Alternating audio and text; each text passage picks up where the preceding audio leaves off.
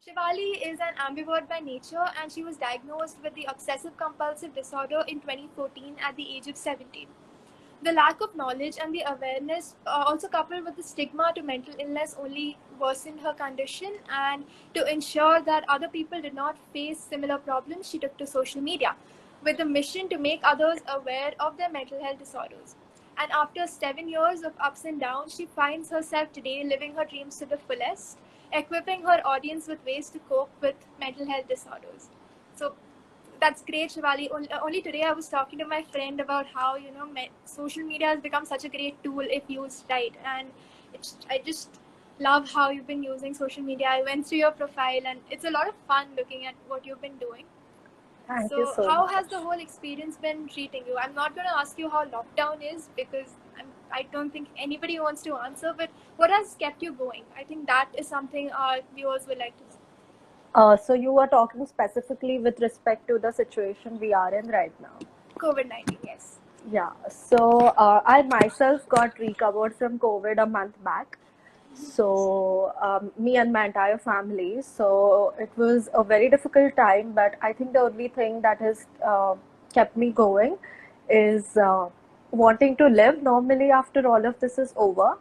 And honestly, we can do nothing about this, and I have accepted that. So accepting the situation is helping me a lot. I did have a breakdown like 2 weeks back. I was like, why are we stuck in this? And I was like, what can we do to change it? But the answer was currently nothing. Like, maybe we can help a couple of people, we can take care of ourselves, but we can't do anything to get back to the normal. So, accepting the situation and maybe making time for things that I wouldn't get otherwise. So, yeah, those two things. Thank you so much for sharing, Shivali. I think all our viewers would agree that all of us are in the same boat, and I think one good thing which has come out of it is we've been able to develop some good coping mechanisms. I think it's made us resilient once we get there. So before we proceed with the rest of the conversation, I'd just like to place a trigger warning for all of our viewers here. We will be talking about mental health disorders, OCD, and there will also be mentions of COVID-19. So with that being said, let's just continue in our conversation with Shivali.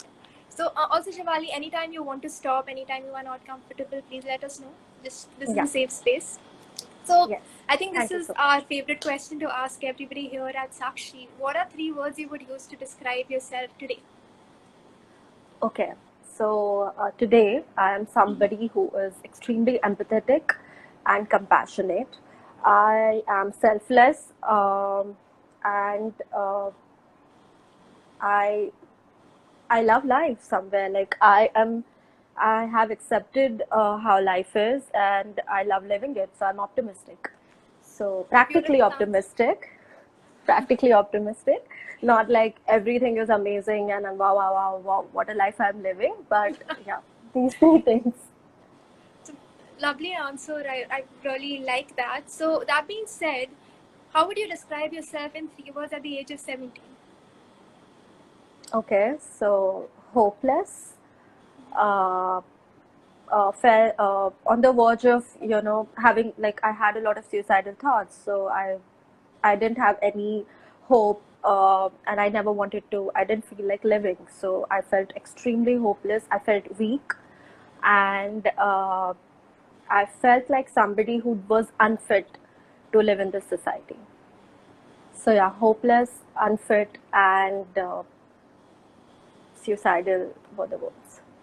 So, Shivali, if you don't mind me asking, would you like to share with our viewers how I would like to call it a transition, if that's okay? But from you today, claim and describe yourself as a really strong person, an empathetic person. So, there's obviously been a lot of change in your life. So, would you like to share the influences or maybe the support you received which enabled you to get here? Yeah, so this particular journey started 7 years ago, and there are so many things to it that it would be practically impossible to have all those things covered. But the most important things were I was privileged enough to get a diagnosis and get treatment. Mental health treatment is something that is not accessible to everybody. Also, it is not feasible in terms of money. So I consider myself that I consider myself lucky that I was able to get that treatment. So the treatment has obviously played a huge role in this transition. Secondly, the therapy sessions that I have done, and it's still ongoing. Like I started therapy 4 years ago, and it was extremely difficult to sit with your fears and extremely difficult to uh, challenge yourself with the things that literally break you from inside. But I think the approach that we have when dealing with an issue uh, or a mental health issue is completely different than what professionals have. We do exactly opposite of what we should be doing. So learning those coping mechanisms, the tools for survival, has been extremely, extremely helpful in this transition. Secondly, the support that I received from my parents, I was extremely, extremely lucky that my parents were the one who took me to a psychiatrist, and they supported me throughout. So there were times when I used to be really unreasonable. My behavior towards them would also be not very good, and that was basically because I was frustrated in my own mind, and I just couldn't make sense of what was going on. But they have been extremely supportive, and they understood me, and they made sure that I was taking my medicines on time, I was going for treatments, I was doing my therapy sessions, and they also accompanied me whenever it was needed. I think for the first, like for 1 year, they had to accompany at all times because I had a very, like, I had severe symptoms, so I needed somebody with me. So my parents' support has been something that I can't even imagine healing without. And third thing has been that throughout this entire process, I had to be very patient. So when I was diagnosed first, I thought that this is like any other treatment. Like you take a treatment for a month or two, and you are fine. You're back to normal. I know it's really stupid of me to think that, but poor me at 17 and with the lack of awareness, I was. I was just thinking कि maybe yeah, it will take me a month or it will take me 2 months to be fine, but no, it takes a lot of patience. It took me 7 years to be sitting here and talking about it without breaking down. So yes, patience is very, very important. And one more thing is, whenever I gave up, I made sure I made a comeback, and it's all because also because of the people who I was surrounded with. So my friends, I guess a couple of them must be watching this. So my friends, even like they, in their greatest capacity, tried to understand me, even though it was a comparatively new topic. Like as teenagers, when there is no talks about it in your families or in your school or in your colleges, you can't really expect everybody to understand. So yeah, so the transition has been a mix of all these four things majorly, and a lot of hard work because I actually shied away from accept. I used to shy away from accepting this, that I have worked to get where I am. But during one of my sessions with my therapist, I learned how to um, praise myself for what I have done and how to take credit for what I have done, not for what I haven't done, but for what I have done, because that just makes you more compassionate about yourself, and that is one form of self love. So, yeah. That was great to hear. Thank you so much for sharing your journey. And maybe towards the end, if we have time, you could share with our viewers a couple of tools, tips, and tricks you have picked up because all of us really need it right now. And at Sakshi, we talk about collective action a lot. So I'm very glad that you had that sort of support. Then we're trying to build a community which supports each other and maybe could help each other out. So, that being said, what was your reaction and what was the reaction of the people around you when you were first diagnosed with OCD? Okay, so actually, I was suffering from the disorder for about 1.5 years before getting diagnosed. So with this much amount of time in my hand, I was pretty much sure that yes, there is something wrong with me, but I had no clue what was wrong with me. So when I got diagnosed, I did have a sigh of relief. Ki, okay, finally I know what is going on with me, and there's a term for it, and there are people who go through this, and it's a condition. But the very next moment, I felt like my life had come to an end because I thought that now I would be tagged as mental if people came to know about my diagnosis. maybe they would not want to talk to me, they would want to stay away from me. I would lose my friends, maybe my family members would start blaming my parents that they didn't give me a good upbringing, and a lot of things were going on in my mind. So my first reaction was, okay, I'm diagnosed with something, and I don't know what the treatment is going to be like, because the doctor clearly said that different people respond differently to treatment. So I can't tell you that within this timeline you'll be fine. So I thought that I had lost my life to a disorder, and that there was no going back. So this was my initial reaction. For the people that I told, I don't think I told anybody for a long time, because I myself was trying to figure out. And that was also a phase when I had lost a lot of my friends and people who were close to me, because I had started distancing myself from people because of the symptoms. Uh, so I think I told my only a few of my friends, maybe two or three, uh, after I think a month or 2 months. I don't remember it very well. But the reaction was nothing surprising. Thank God they took me normally, they accepted me, and they were the same with me, even though I thought they are just going to leave me alone. But that never happened. So I'm extremely grateful for them. So glad to hear that, Shivali. But there is also this, I would say, notion existing in society that OCD is just somebody who likes things being clean and likes things being organized. So I'm pretty sure you would have to combat that and also explain things to people. So how has your experience with that been? Yes, that is very true. I have come across a lot of people, and even a couple of friends, so to say, who are like, "Oh, but you have OCD. That's a quirk, or that's a finesse." So, yes, I have come across people online and offline who are like, "Oh, wow, you have OCD. That's a quirk, or that's a finesse. It's it's a personality trait to have." People think it's a good thing, but no, that is not OCD. That is just being fastidious. There's a term for it. OCD, on the other hand, is a mental health disorder. If you take image scans of people with OCD and people without OCD, you would be able to tell the difference. So it is a medical diagnosis. It's not a personality trait, and it's actually difficult to explain it to people how difficult it is to live with it and to go on with your daily lives. So basically, OCD translates to obsessive compulsive disorder, and cleanliness is just one part of it, or arranging things is just one part of it, and people do it out of distress and not because they love it.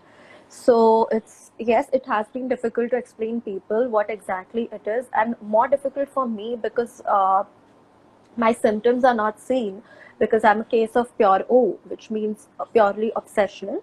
So that doesn't mean there is lack of compulsions, but it just means that the compulsions are mental. So in order to explain it well, suppose I'm a person with OCD, and I have a thought that if I don't arrange all the cups on the counter with the handles on the left, my family might die. I know it's a very rational thought. If a person is listening to this, they would almost be like, how does this make sense? But that is one of the characteristic of OCD. The thoughts are irrational, they are repetitive, and they are intrusive. You do not have control over them. You do not have control over how you feel about them. So you start performing compulsions. The compulsion would be constantly checking if all the handles are on the left, if they are properly aligned, if they are actually on the left and not diagonal. And you can get caught up in this cycle for the entire day. It's fearful, it's anxiety inducing. So this is a physical compulsion that you see. But for somebody like me, I have thoughts which are intrusive, which are triggering, which used to make me feel like I might just go and harm somebody, I might kill somebody, or sexual thoughts, uh, uh, you know, just thinking about, suppose like I'm just walking on the road and I would feel like, oh my God, will I just grope that person? And that's extremely scary to even think of and to feel it. So my mental compulsions would be just constantly telling myself, constantly reassuring myself that no, no, no, you can't do this. You're not this kind of a person. Why would you do that? What is the reason to do that? And so on and so forth. But there is no end to these thoughts, and you really can't do anything about it except for sitting with the thoughts. And that's one form of treatment of this disorder. Thank you so much for sharing, Shivali. I'm very sure that a lot of people in our audience have also been able to pick up and educate themselves, so I'm very happy about that. But as we spoke about it, social media has turned out to be an extremely useful tool when it comes to educating people and telling them the right things, but it's also started to spread a lot of misinformation to people. So that being said, how do you think, how would you place social media in creating a safe and effective space for discussion about mental health in general? Okay, so the reason I took to social media about my mental health was because one day I was having a conversation with my doctors. I have a psychiatrist and a clinical psychologist for my treatment. So I was having a conversation with them that I think I'm healing a bit and I want to share this with people. I want to let other people know who are in a position where they think that their life is of no meaning. And I want to tell them that no, that is not how it is. You just need to have a little bit of patience and you have to work a little harder than people around you. So they were like, then why don't you do it? You are already good at writing. But at that time, I didn't really want to have a separate blog or something. So I thought I already have Instagram. I'm using it so much. I have people on it. I already have a platform. So why not start spreading awareness on this platform? And that's how it all started. I started very slow. I think I never disclosed that I had this disorder unless and until 2019, I guess, because I was very fearful of being vulnerable. But I would, put bits and pieces of how it was like to go through this. In with regards to there being a lot of misinformation on social media, I think it's still a better space because I have spent days and nights scrolling through Google and articles filled with misinformation. And people like me, and I would think that if it is written on Google, it has to be true, okay, because it's an article, it's written by somebody. But that's not how it is. When I went with these articles to my psychiatrist, because they were so fear inducing and filled with misinformation, they were like, Google is an open platform, people can write about anything anywhere and just get away with it. But when it comes to social media, at least I feel that it is a two-way communication platform instead of one way. If somebody is reading something about myself and they think that they have a question or they want to talk to me, they can still message me, they can still talk to me, and I can still tell them that yes, I went through this, but it's not necessary that you will also go through it, or it's better that you go to a professional and get diagnosed. And I do get such DMs in my profile, and I talk to people, but I never suggest them anything because that is not my job and that would be completely wrong on my part. But at least I can direct them or guide them. I can give them my doctor's numbers, I can give them resources and things like that. So I think it's still a safe space, and people are using social media for the good, as much as I can see, and it has increased after the pandemic. People have saved lives. So I think if you are using social media to talk about something that is close to your heart, and for me it is mental health, then I think it's okay. But you also need to be sure that you put out a disclaimer and you tell them that, hello, I'm not a doctor, I'm not somebody you should be listening to, I can't prescribe you something, I can't prescribe you my tools, I can just share my journey, I can just inspire you, I can just be a friend to you. So yeah, I think it's okay, but you have to be very careful about the words you put. That, and also mental health is something which is very personal to everybody, so there is no box which fits everybody. So something which might have helped you might actually not be able to help someone else. It's just a lot of trial and error, as you might have seen through your story. Exactly. Exactly. Also, when we talk about mental health, I had to give a trigger warning. It's always considered and seen in a negative light, and there Yeah. must be we are, over our journey through these conversations, we're simply trying to destigmatize when it comes to conversations about mental health.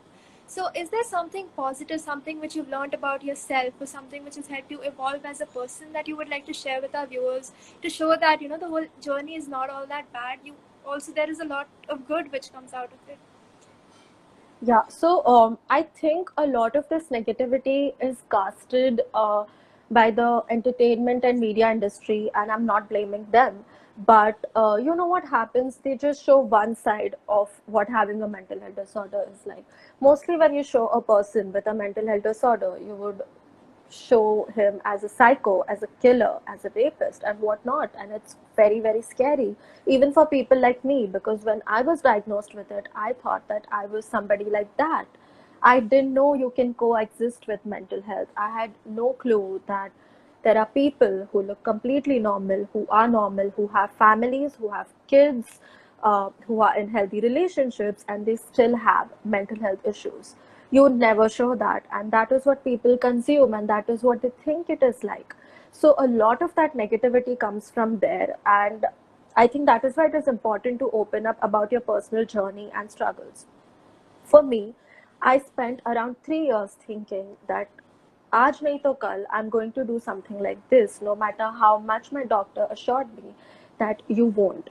So mental health is a very vast topic, and seeing it only from one perspective, I think, is what causes most of the stigma and the problems. So there are, I would say, mental health issues. I'm not disregarding the fact that there are issues where a person gets toxic or harmful, but there is so much to study about it, and it doesn't mean that everybody who has a mental health issue is going to be harmful. So that is one thing. Another thing is that this period of 7 years uh, helped me grow faster, helped me mature faster, helped me understand people and what humans are faster. And it was all because of the therapy I did. It was because of the counseling. It was because of speaking about my fears. It was because of self-reflection, endless journaling, mindfulness, and it's given me so much, so many tools, that these tools can be used by everybody. I mean, being mindful is not just something that I should use, it should be used by everybody. How to be practically optimistic, how to challenge your thoughts, how to rewire your brain. And when I say that, it's taken so much of efforts to rewire my brain and so much of help from the professionals, but I have been able to do it. It's not impossible. So I have learned so much about mental health that I wouldn't be learning all these things if I did not have a diagnosis like this.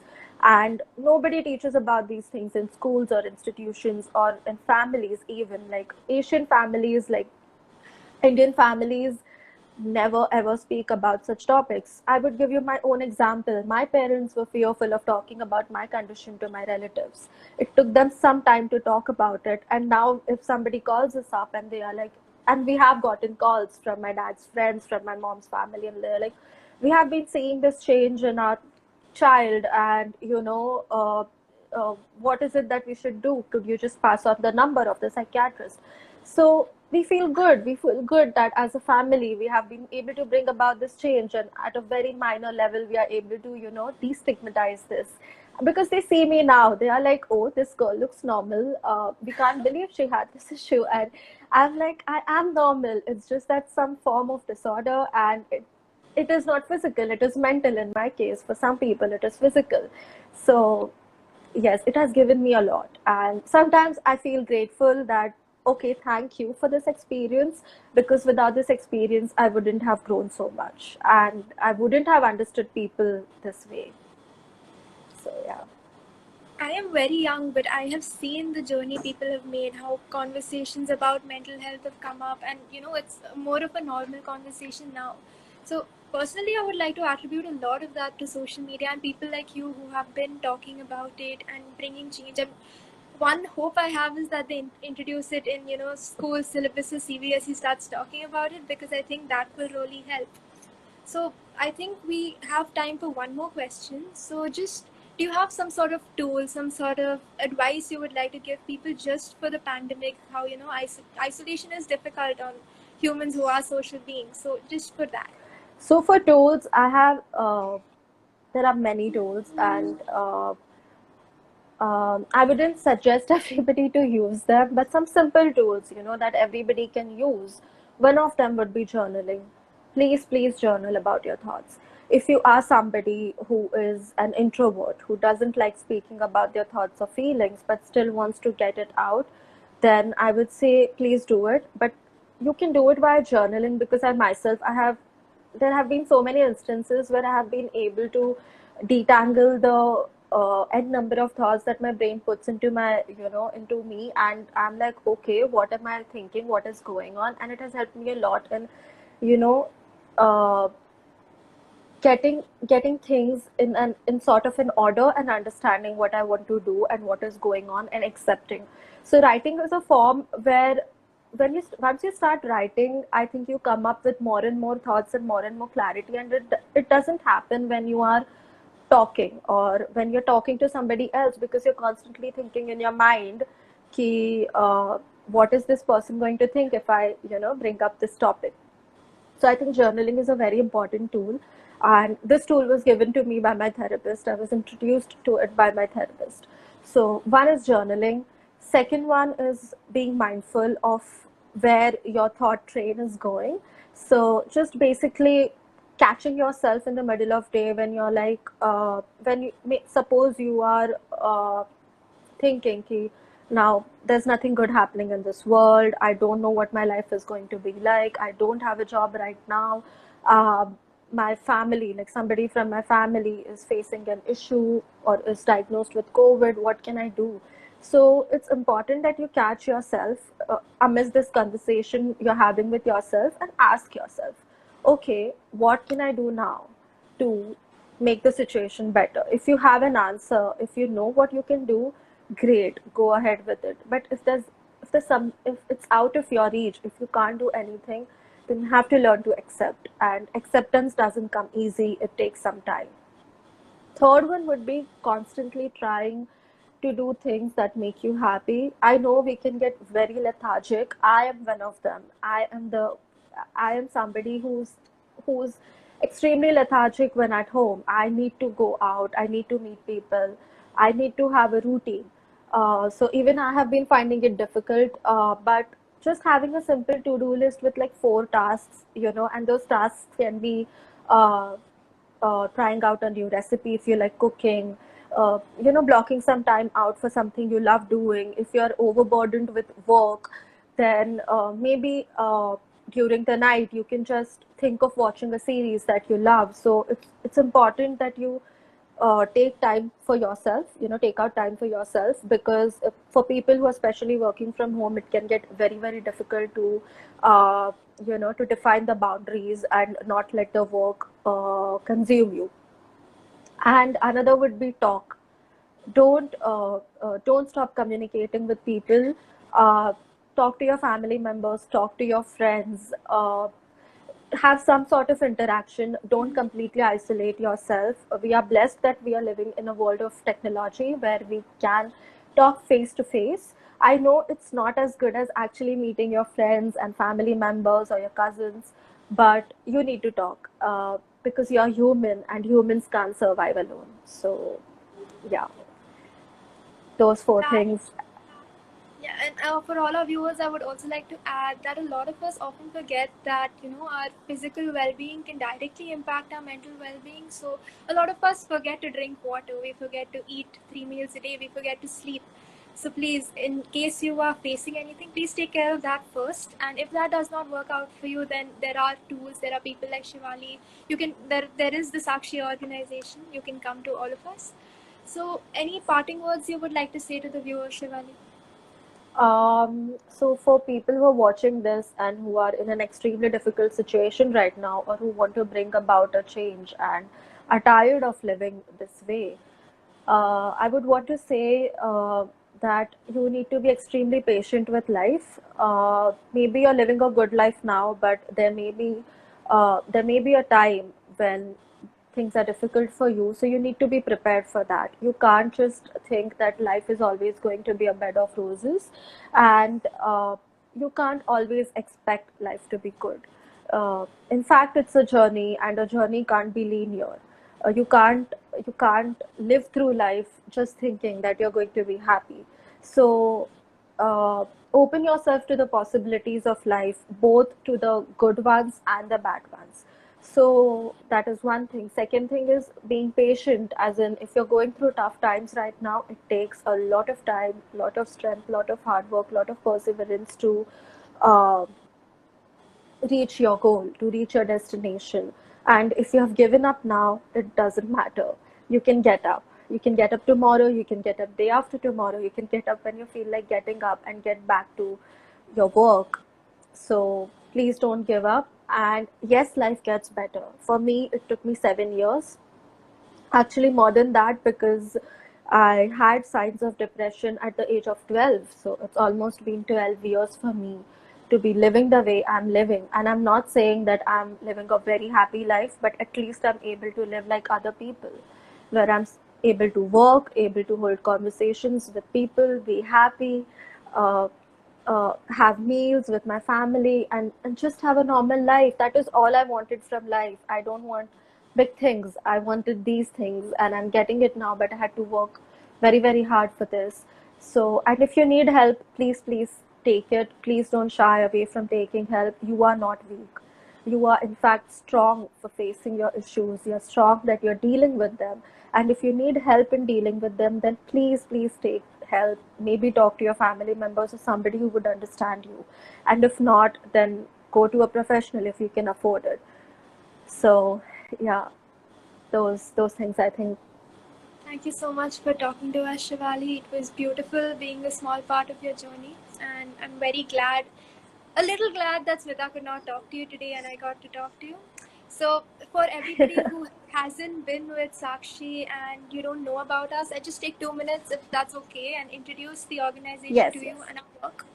So, Sakshi has been working over the last 29 years, and it's focused on systemic mechanisms to prevent and enabling preventive interventions for practicing everyday equality. And we were a pioneer for gender equality and responsible sexuality in India. And it was founded as a rights-based capacity building NGO in 1992. So Sakshi has also come up with the Rakshan project, which aims to equip 18 to 22-year-olds across the country to become preventers of harm. So at the Sakshi and at the Rakshan project, we have a motto. We say, ना करेंगे ना करने देंगे, हो रहा है तो रोक के रहेंगे और अगर हुआ है तो बोल के रहेंगे. So anybody who wants to be part of our journey, wants to associate with Sakshi and the Rakshan project, you can check out the link in our bio. There is a donate link if you want to monetarily support us, and you can come volunteer with us. There is a lot to do. I'm sure you can play a part. So with that, Shivali, I hope you have an amazing rest of the evening. Thank you so much for coming and talking to us. I hope to see you soon. Thank you so much. Thank you so much for having me, and I'm so glad I could be on such a on a platform of this stature, who's been working for the last 27 years, even before I was born. I mean, you guys took the serious issues up even before people, the world had started talking about it. So I'm so grateful for being able to talk to you guys and being a part of Sakshi in a small way. So thank you so much for giving me this opportunity, and I hope you Thank you have a so much. wonderful week ahead, Ananya.